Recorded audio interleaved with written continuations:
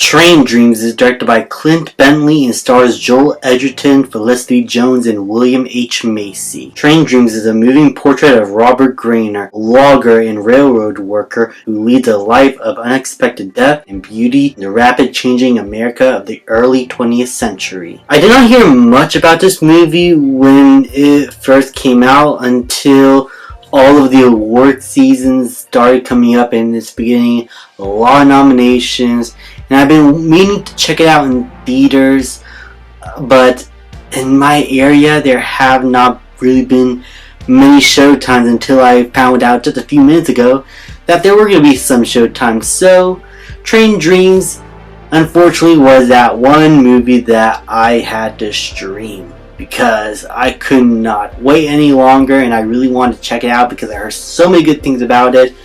And after finishing the film, I have to say I really wish I could have saw this in theaters. This film looked absolutely gorgeous. It was nominated for Best Cinematography, and I think it is well deserved. This is a beautifully shot film. It's not quite 4:3, but it takes a much more squarish style of cinematography that makes the entire film feel like you're watching various portraits framed at you. Like from the very beginning of the film, each shot felt specifically designed to paint a picture, a literal picture of 20th century America and how life was like back in the day. And it's not just the cinematography that helped capture that essence, it's also the production design and costume design of this entire film that helped me feel immersed into this world. Like I could almost smell the trees, I could smell and feel the grass, hear the rivers. Like, this is a quiet film. It is not a silent movie. There's dialogue and there's a good amount of audio, but there's nothing in the film that gives out a big, dramatically loud moment. The entire film is quiet all throughout. Deep conversations don't end or start with any sort of outburst. It's just characters trying to go through life, and while there are glimpses of darkness in that life, there's also a good amount of beauty, something that our main character, played by Joel Edgerton, is trying to understand. He's a character that's trying to go through life, and he feels like he's finally found a purpose when he finally made a family.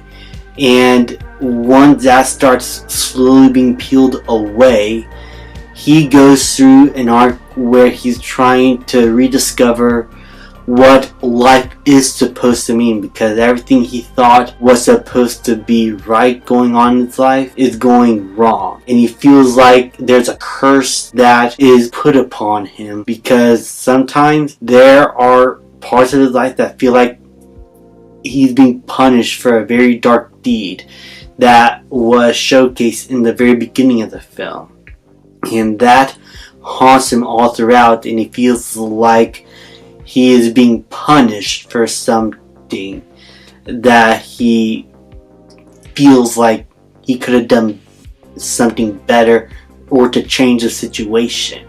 And Joel Edgerton plays this character with such delicacy and such nuance that you genuinely empathize for him. A good man who's just trying to do what he can in a very confusing life that he's now living in. But he needs to learn to appreciate so many of these smaller moments, and to understand that he, despite no matter what mistakes he has made, is genuinely a good person that is still doing whatever he can to try and do the best for other people and for himself. And how that character growth is explored throughout the entire film is genuinely heartwarming to watch. Despite a few cold and not unsettling but very dark elements of the film that is like very jolty compared to the rest of the movie, where it's just calm and nice, That's a part of life. Sometimes you're going to have those dark moments. Sometimes there are going to be things out of your control.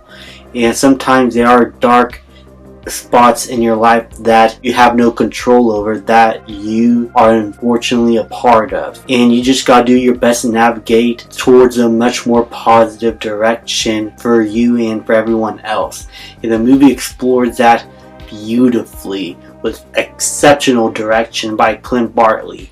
He gave this film a voice that I did not really feel for any other Best Picture nominee that I've seen so far. I have yet to see The Secret Agent. That is my last film I have to watch as of the time of this recording. But compared to everything else, this film is a much more quiet, subdued kind of movie that wants you to take in the gentle areas of your own life. And it does so with delicate direction that carefully lingers on every shot for you to explore and appreciate the beauties life has to offer. My only problem is that the narrator is a bit overbearing. Yes, there's a narrator in this film, and while I feel like at times he does work and the voice is genuinely perfect for the movie, at times he over-explains something that you could already understand that's happening visually. And it's a case of more telling and less showing. Something that I really don't like. I think the narrator here is a mixed bag, because in the beginning and the end, and some parts in the middle, admittedly, he works. But more often than not, in the middle of the film, he is explaining something that you can already tell is happening visually, and that just takes me out of the film and is my biggest problem with this entire movie. Pacing wise, I think it's perfect. It's an hour and a half long, and it doesn't overstay its welcome. It never feels like it's dragging out or that it's too short. The shots and the pacing of the film lingers long enough on these little elements of this character's life to where you understand what's going on and you appreciate everything that's happening to you.